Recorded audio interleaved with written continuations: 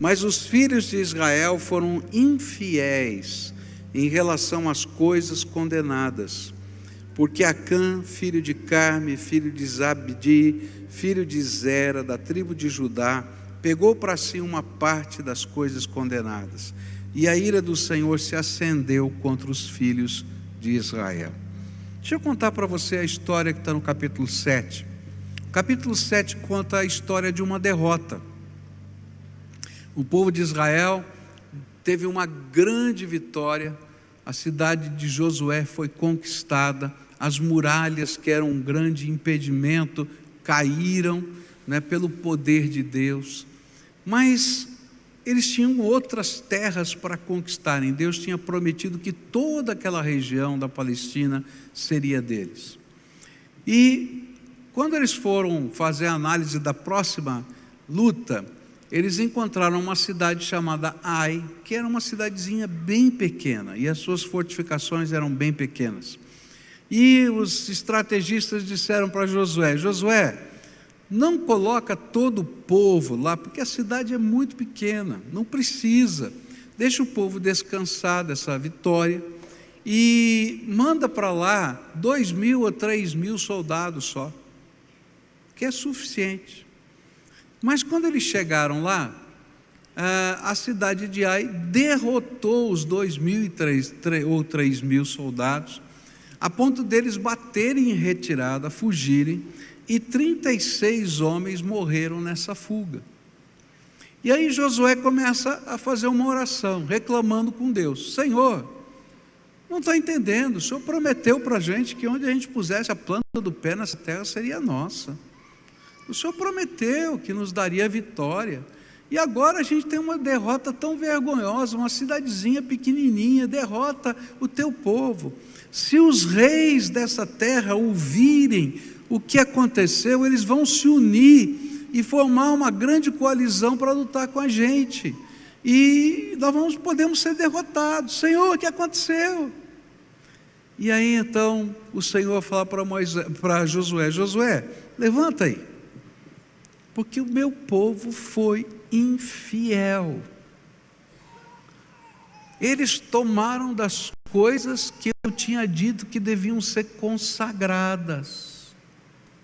Deus tinha dito que toda aquela terra seria deles, que todo o despojo de todas as cidades seriam de todo o povo de Israel, que eles habitariam em cidades que eles não tinham construído, que eles assumiriam fazendas que eles não tinham formado, que eles colheriam de plantações que eles não tinham plantado.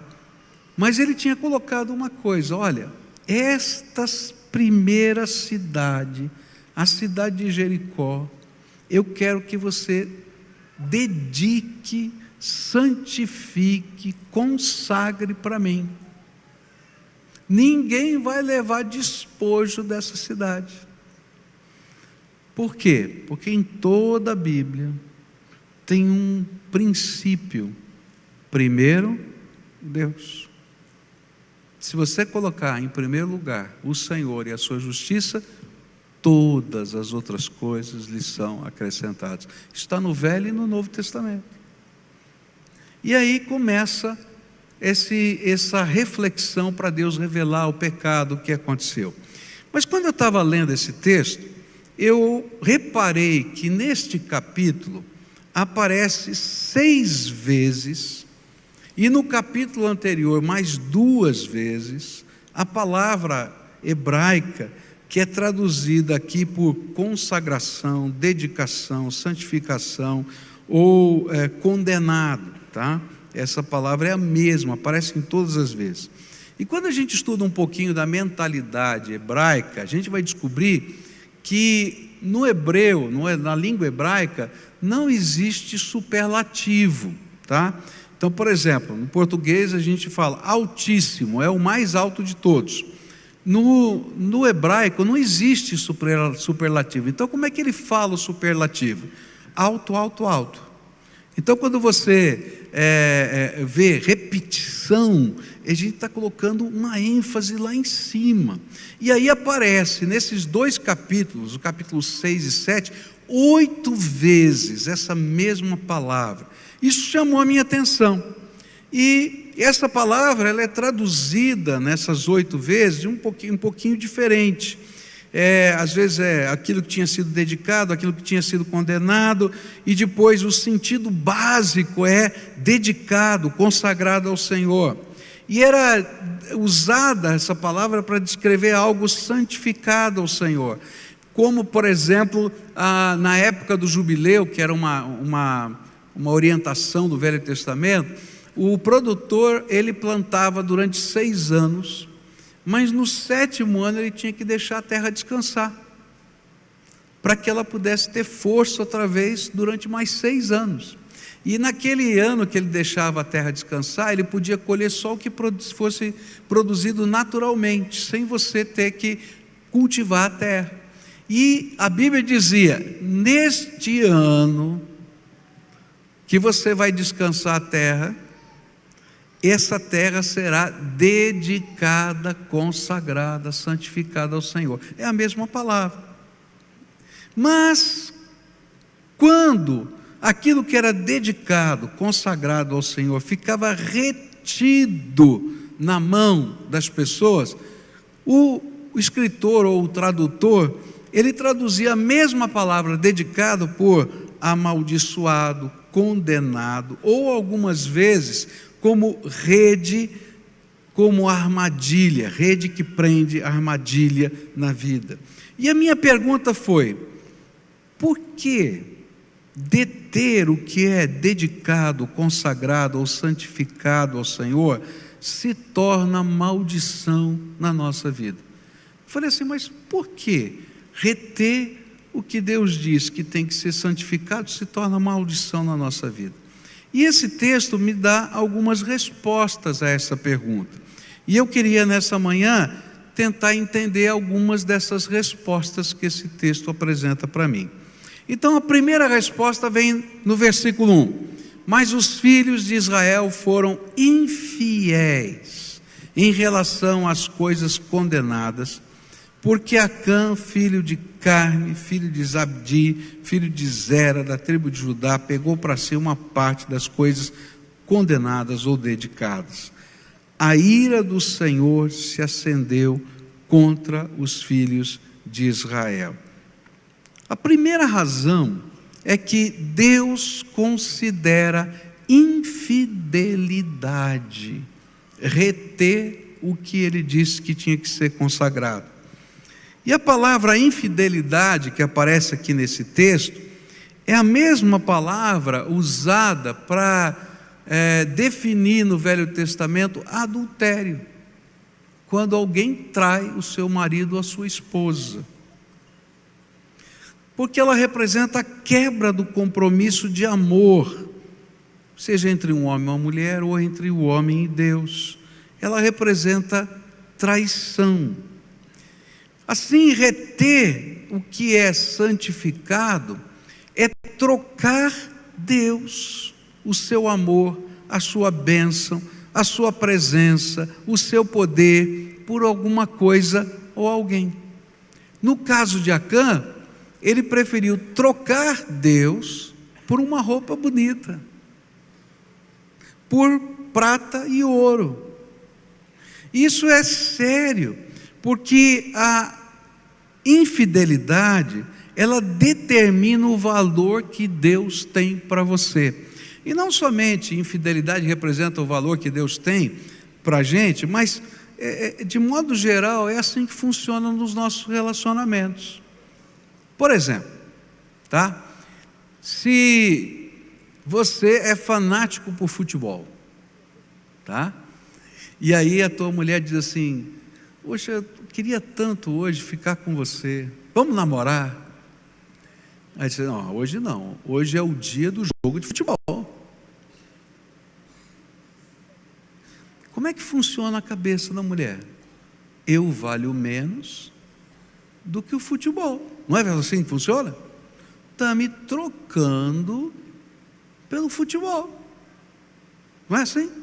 Isso é infidelidade. Aí, não é? Isso vale também para os nossos filhos. Por exemplo, o seu filho, a sua filha, ele chega para você todo feliz e diz assim: olha, vai ter uma apresentação lá na escola e eu queria muito que você fosse me assistir, tá? Nessa apresentação, pode ser lá uma apresentação de teatro, uma festinha, um jogo de futebol, ou um jogo, uma luta, sei lá o que é. Mas ela chega dizendo: é o evento, não é? Eu estou lá. E aí você diz: eu não posso, porque a mamãe, porque o papai tem que fazer isso, tem que fazer aquilo e tal. Olha, você pode ter todas as razões maravilhosas da vida, e talvez até você esteja certo, mas como é que funciona a cabeça daquela criança? Eu valho menos do que essa coisa que o papai tem para fazer, ou a mamãe tem que fazer. Às vezes a gente vê nos relacionamentos da família coisas assim, não é?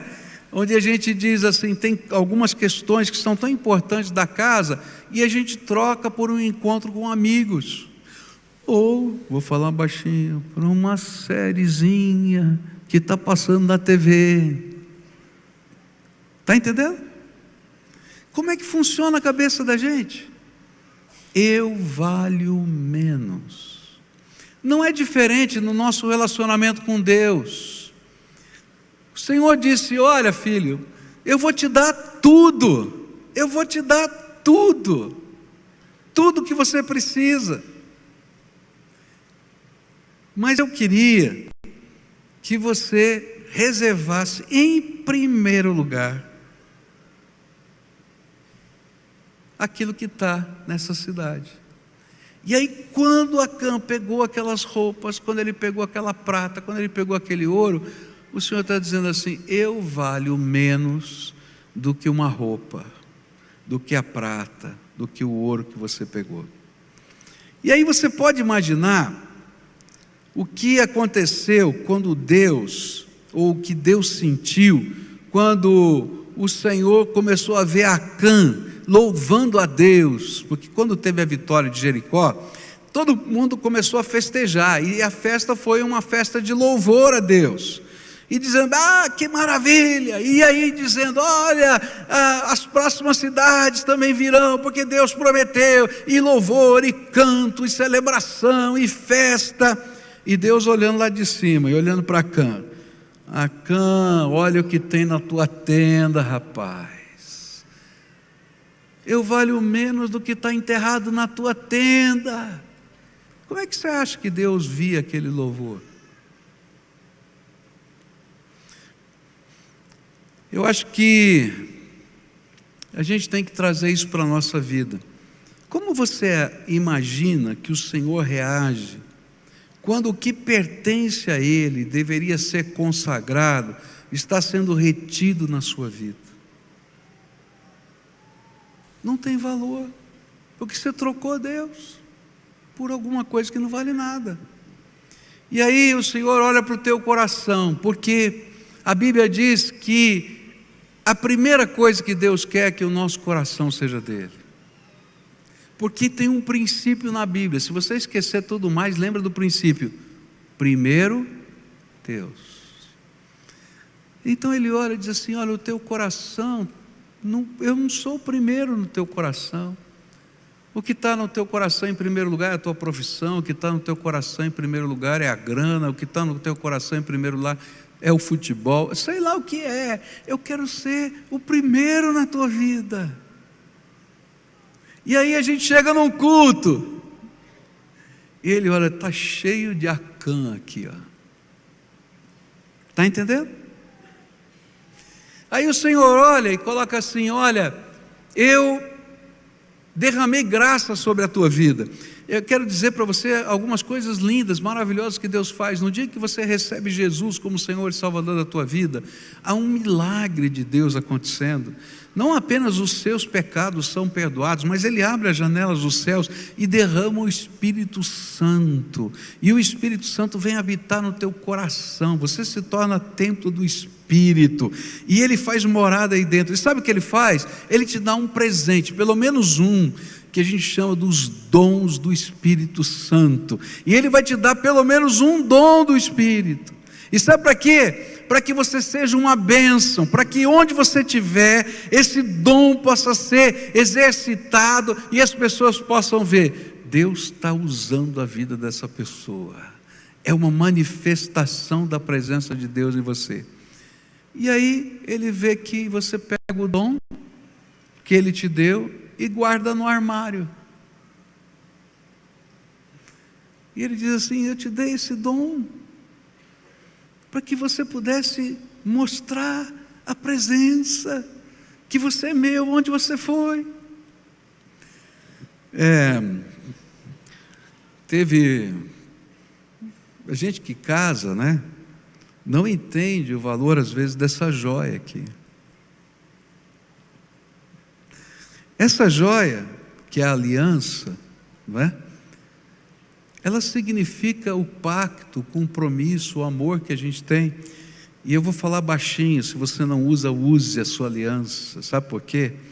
A aliança tem um nome gravado aqui. Qual é o nome que está gravado aqui na sua aliança? Hein? Da esposa ou do marido. Não é o seu que está aqui, é trocado.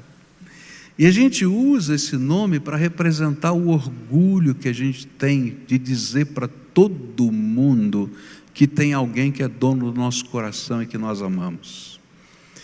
E aí a gente não usa aliança. Como é que a outra pessoa se sente?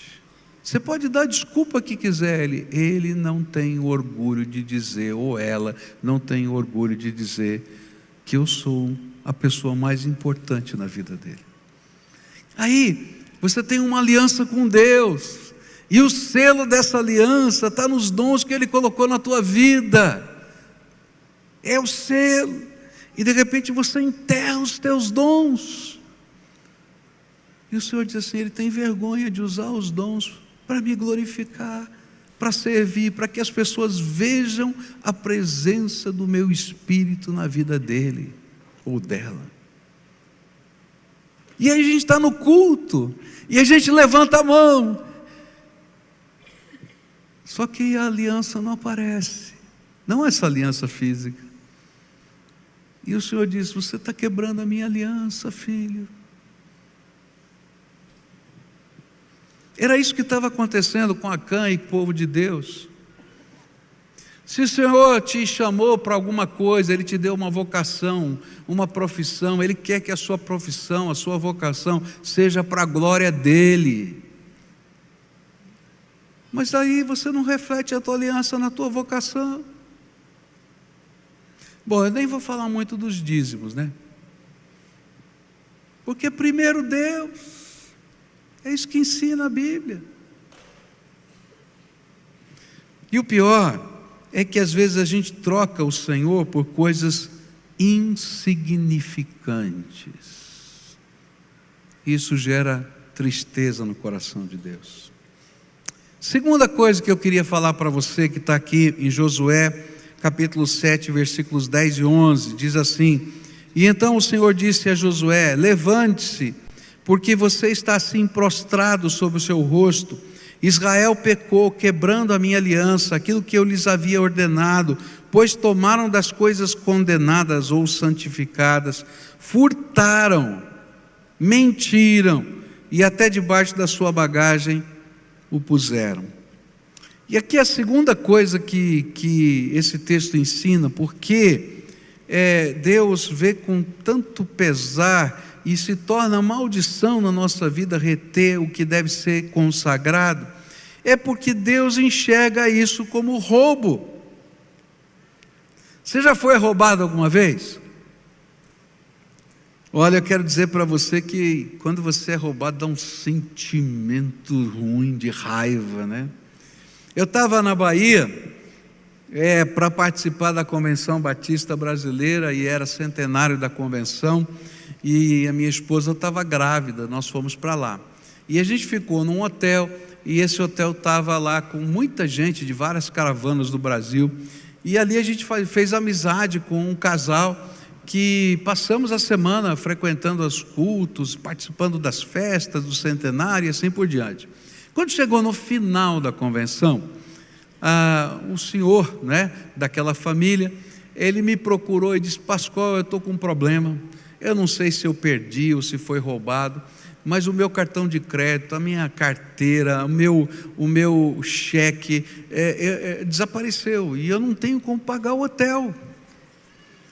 Será que você podia passar no seu cartão de crédito? E eu tinha passado a semana com aquela pessoa, né? Meu irmão, crente, entendeu? Aí eu falei: tá bom, no cartão de crédito não dá, eu não tenho limite para pagar a tua conta e a minha no cartão de crédito, então não dá. Mas eu tenho um dinheiro guardado que é para o parto da minha mulher, que é para pagar o hospital. Então eu vou pagar com um cheque a tua conta. Mas você tem dinheiro? Eu tenho. Não, está tudo certo. Quando eu chegar em São Paulo, eu devolvo para você, porque esse é do parto da minha mulher. Você está entendendo? Estou. Tudo bem. Aí fui lá, fiz o cheque e paguei a conta. Cheguei em São Paulo, o homem não liga para mim, não fala nada. Os dias vão passando, eu entro em contato com ele, ele não me atende, não responde, e falei: esse negócio está feio. Aí eu descobri o endereço dele, falei: vou na casa do homem. Fui à noite, não fui cedo, fui tardezinho, falei: vou pegar esse homem em casa. Sabe aqueles predinhos assim que você toca a campainha, a pessoa abre com o porteiro eletrônico, né? Então eu tocava a campainha e eu via a cortina da janela da casa dele, do apartamento dele, mexer, né? Está me vendo. Tocava a campainha e o homem não abria. Aí eu estava lá parado, assim, falei: o que eu vou fazer? Chegou um morador, ele abriu a porta, eu entrei junto, toquei a campainha da casa. Aí abriu a porta, era a mulher dele. Falei: eu quero falar com o seu esposo. Ele não está. Mas sabe quando você escuta os barulhinhos lá no quarto, sim? Falei: o homem está aí. Falei: eu vou entrar e esperar ele um pouco. E a mulher sem graça ficava ali, olhando para mim, olhando para ela, e barulhinhos no quarto. Eu falei: estou entendendo. Aí chegou uma hora, eu fui embora. Fiquei bravo, mas bravo. Aquele sangue italiano. Eu queria entrar naquele quarto, pegar mesmo, sabe, né? Safado, não é? Dá um golpe dele, meu irmão ainda, vontade mesmo. Bom, aí eu vou para casa, irado. Eu falei para minha mulher: não, eu vou fazer uma placa, colocar na porta de entrada: morador safado e tal. E aí, graças a Deus pelas santas mulheres, né, que Deus coloca nós lá. Meu filho, para com isso, você entrega para Deus e descansa, e Deus vai fazer a obra dele. Mas é o dinheiro do parto, faz mal, Deus vai cuidar, e como cuidou mesmo. Até hoje não recebi nada. Eu quero dizer uma coisa para você: a raiva que estava dentro de mim. Eu quero dizer para você que é exatamente isso que a Bíblia diz. A Bíblia diz que quando a gente toma o que Deus disse que é santo, que é dele, ainda que Ele tenha prometido tudo para a gente, mas Ele diz: isso aqui você não mexe. A Bíblia diz que a ira do Senhor se acende contra os seus filhos. Por quê?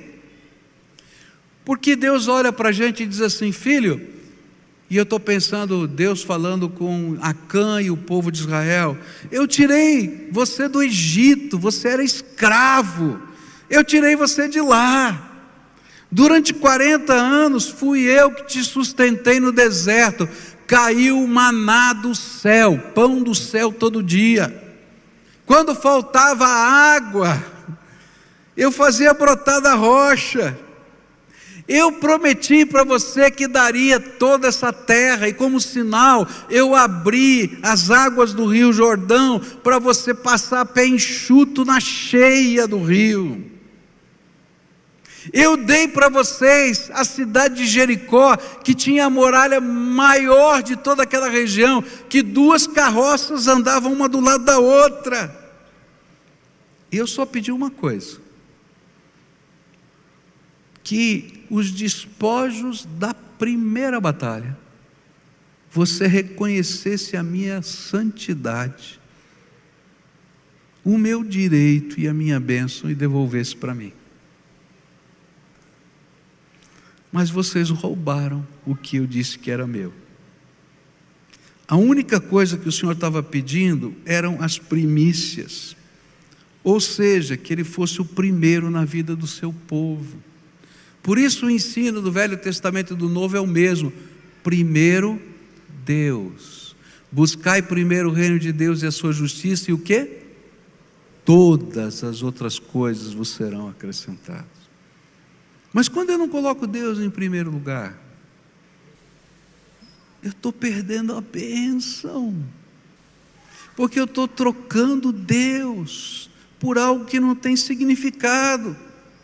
Por isso Deus pediu que a primeira prata, o primeiro ouro, o primeiro bronze, o primeiro ferro, a primeira vitória, eles deveriam consagrar ao Senhor. Porque se eles não aprendessem a consagrar as primeiras coisas para Deus, eles nunca iam consagrar nada para Deus. Essa questão não é o dinheiro, não é a prata, não é o ouro, não é o horário, não é a devoção. Sabe o que Deus quer? É que você aprenda a reconhecer quem Ele é, e o relacionamento seja valioso. Porque se a gente não vive isso, a gente se engana, a gente mente para a gente mesmo que Deus é o primeiro. Então Deus coloca algumas coisas bem práticas, para a gente poder ver e dizer, não está sendo o primeiro mesmo. Tem uma história antiga, eu gosto dela porque ela é uma ilustração muito interessante, de um poço d'água no meio do deserto, de um dos desertos dos Estados Unidos. E ali naquele poço tem uma bomba dessas manuais velhas, sabe? Essas bombas mecânicas, né? Que você faz assim para sair a água. E nessa bomba, amarrado nessa bomba, tem uma garrafa d'água. Tinha uma garrafa d'água. E aí estava escrito, não beba essa água, bem ali colocado. E aí vinha uma descrição, dizia assim, aqui tem um poço que tem muita água, vai dar o suficiente para saciar a sua sede, e o suficiente para você continuar a tua viagem, até o próximo ponto de que tem água nessa rota. Porém, o diafragma, de couro dessa bomba está seco. E se você tentar bobear dessa maneira, não vai sair água, e você vai estragar o couro do diafragma. Então essa garrafa d'água é para você colocar dentro da bomba. Tinha um lugar especial que a pessoa colocava dentro da bomba. E se você colocar a água dessa garrafa, toda a água dessa garrafa, pode ter certeza que vai vir grande suprimento para você. E aí dizia, não beba dessa água, porque senão, você não vai ter suprimento para chegar até o próximo posto onde tem água, nesse deserto, nessa rota. E o próximo que chegar aqui, se você não deixar essa garrafinha cheia, vai morrer de sede também. Então coloque essa água na bomba, e depois sacie a sua sede, e deixe novamente essa garrafinha cheia para o próximo. Às vezes na vida da gente, a gente tem mensagens tão claras como essa. Coloca Deus em primeiro lugar. Coloca Deus em primeiro lugar. Coloca Deus em primeiro lugar. Experimenta o que Deus quer fazer na tua vida. E isso, queridos, envolve todas as áreas da vida. E quando eu olho para isso, eu fico pensando, como é importante. Ele diz assim: olha, se você é infiel e é ladrão, você precisa entender que há consequências nas suas decisões, que você vai perder a bênção e que você vai estar debaixo da ira de Deus. Eu quero dizer uma coisa para você, que se você é selado no Espírito Santo de Deus, você se converteu, Jesus Cristo lavou o seu coração, os seus pecados foram perdoados, o Espírito Santo habita o teu coração. Eu vou falar uma coisa que você pode ter tranquilidade na sua alma: o maligno não tem poder para tocar na tua vida. Não tem mandinga, macumba, umbundo, sei lá o que dê certo, porque o Senhor selou. Mas eu quero falar para você que Satanás é astuto. E sabe como é que ele trabalha? Do jeitinho que ele fez com Balaão. Balaão foi convidado para o rei Balaque para fazer uma maldição contra o povo de Israel. E ele diz: não posso, esse povo é abençoado. Não posso, esse povo é abençoado. E ele diz: não, eu estou pagando uma fortuna, você tem que fazer essa maldição. Eu não posso, esse povo é abençoado. Aí chega uma hora e ele diz assim: ok, eu não posso amaldiçoar, mas eu posso te ensinar como eles ficam malditos. Como é que é? E ele disse assim: se eles quebrarem a aliança que têm com o Senhor, eles perdem a bênção. E aí então ele ensina a Balaque a como fazer o povo perder a bênção. E eu quero dizer que Satanás faz isso na nossa vida. Ele fica cochichando na nossa vida algumas coisas para fazer a gente perder o entendimento e o valor de Deus na nossa vida. Porque se ele deixar de ser o primeiro na nossa vida, então a gente perde a bênção, a aliança com Deus se quebra. E tem tanta gente que às vezes está num culto, adorando a Deus, louvando a Deus, e o Senhor olha e diz: filho, eu não posso te abençoar, porque você não é fiel, porque você não entende que você está tomando o que é meu da tua vida. Isso é roubo. E quando eu olho para isso, a palavra de Deus então me ensina algumas coisas tão grandes. Ele diz assim: olha, não permita que Deus seja roubado do sentido de missão que Ele colocou na tua vida. Sabe, Deus, Ele dá para a gente um sentido de propósito, de missão. Ele tem um plano para a tua vida, Ele tem um propósito para a tua vida. E quando a gente diz: não, eu vou fazer do meu jeito e não vou fazer do jeito de Deus, eu estou roubando de Deus aquilo que Ele me deu, que Ele queria que fosse especial e santo na minha vida, o sentido de propósito, porque eu existo. E aí eu me perco. Às vezes eu estou roubando de Deus o tempo. Deus não quer 24 horas do seu tempo, querido. Ele sabe que você tem que trabalhar, tem que cuidar dos seus filhos, tem que fazer tanta coisa, mas Ele quer ser o primeiro. E aí Ele olha para a tua vida, não é que você não tem tempo, é que você gastou o teu tempo assistindo a maratona de série na televisão. Está entendendo o que eu estou falando? Pode ser outra coisa qualquer. Você não tem tempo, mas tem algumas coisas que você trocou Deus por coisa que não vale nada. E Deus diz assim: não dá, querido, não é isso não. Eu quero a tua devoção. Quando eu era adolescente, eu estava lendo a Bíblia pela primeira vez, eu fiquei com uma raiva do profeta do Velho Testamento. Porque o profeta do Velho Testamento, ele chega na casa de uma viúva, tá? E lá na casa da viúva, ele fala assim: ô senhora, a senhora pode fazer um pãozinho para mim? E aí a viúva diz assim: ó profeta, sinto muito, eu não posso fazer o pãozinho, porque eu tenho um pouquinho de farinha e um pouquinho de azeite na botija. Eu vou fazer o pãozinho para mim, para o meu filho, e depois disso nós vamos morrer de fome, não tem mais nada.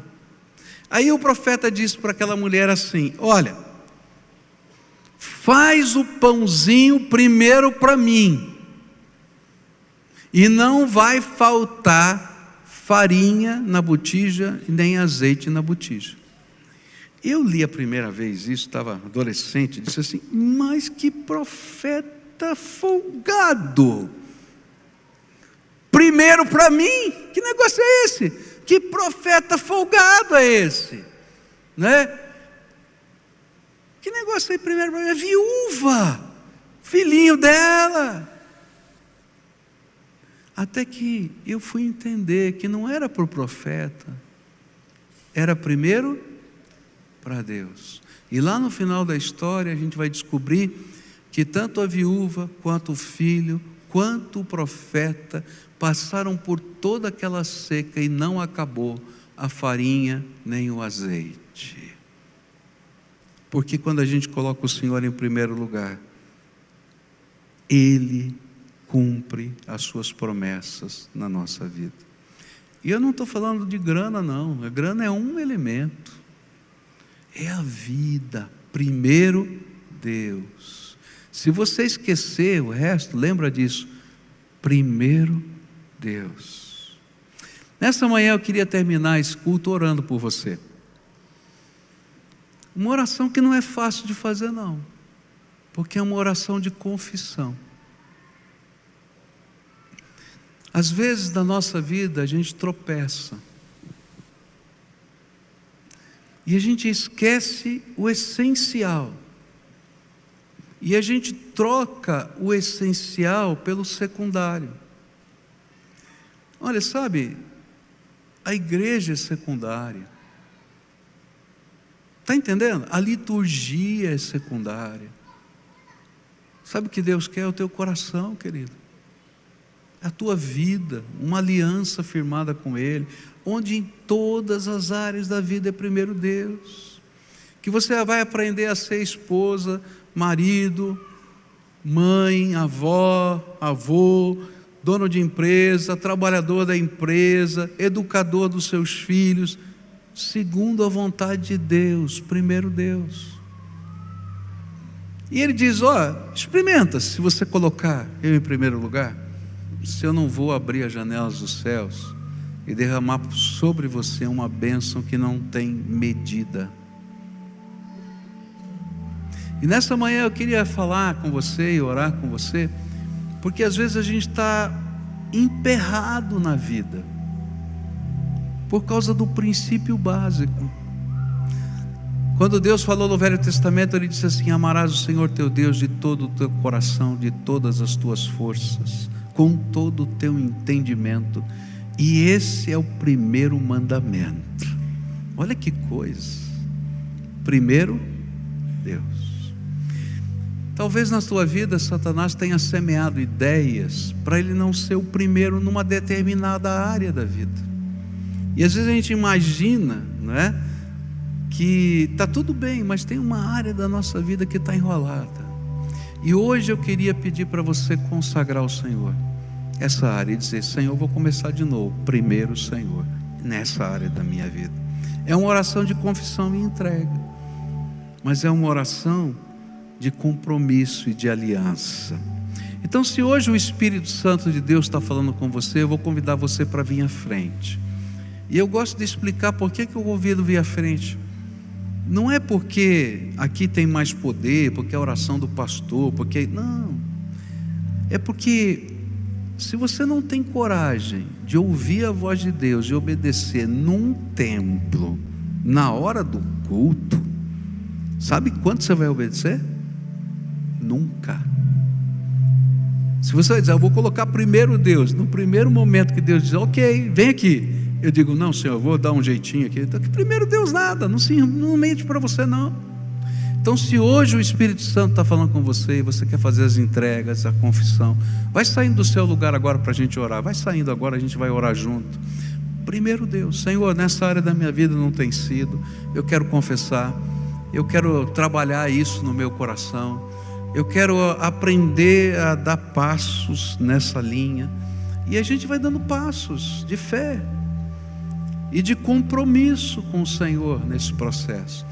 Tiverem famílias aqui, talvez você ouviu alguma coisa assim, e o Senhor disse: olha, eu tenho falhado no meu amor com os meus filhos, no amor com a minha esposa, no demonstração de valor. Então, quem sabe a ideia de você entender o que é primeiro Deus vai abençoar a tua casa já, direto, né? Para a gente poder entender o que tem valor.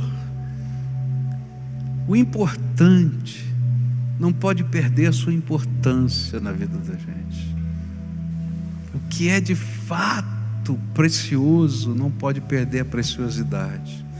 Então venha, se o Senhor está falando com você, para a gente orar e a gente colocar isso diante do Senhor e fazer uma retomada. E eu me lembro de um amigo lá de São Paulo, e ele tinha muita dificuldade de consagrar ao Senhor o seu momento devocional, mas ele era um cara muito metódico, sabe aquelas pessoas bem metódicas? E naquele tempo, isso há muitos anos atrás, ele descia na garagem e a primeira coisa que ele fazia era aquecer o carro. Tinha que aquecer o carro.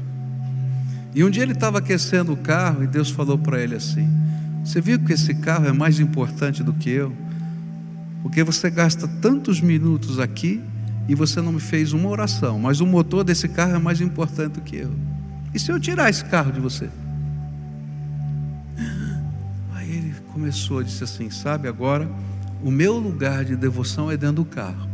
A primeira coisa que eu faço, desço, entro no carro e começo a orar. Depois que eu terminei a minha oração, que eu falei com Deus e Deus falou comigo, eu ligo o motor do carro. Agora eu descobri que os carros modernos nem precisam aquecer, então eu já vou embora direto. Muda, né? Os valores vão mudando na vida da gente. Vamos orar então juntos, você concorda? O que é que te trouxe aqui na frente? Deus falou com você alguma coisa muito específica, tá? Então agora você vai fazer a primeira oração. Senhor, o Senhor tocou meu coração nisso, e eu quero assumir um pacto contigo, me ajuda nisso. Eu quero te colocar em primeiro lugar nessa área da minha vida. Talvez, Senhor, eu tropece, talvez eu tenha lá minhas lutas, mas eu quero aprender com o Senhor. Então me ajuda. E eu vou tentar de novo, eu vou tentar outra vez, até que o Senhor seja o primeiro na minha vida. Coloca isso diante do Senhor com as tuas palavras. Eu não sei o que é, mas faz esse pacto com o Senhor e busca a graça de Deus para viver esse pacto. Talvez você diga: nem sei como é que eu vou começar,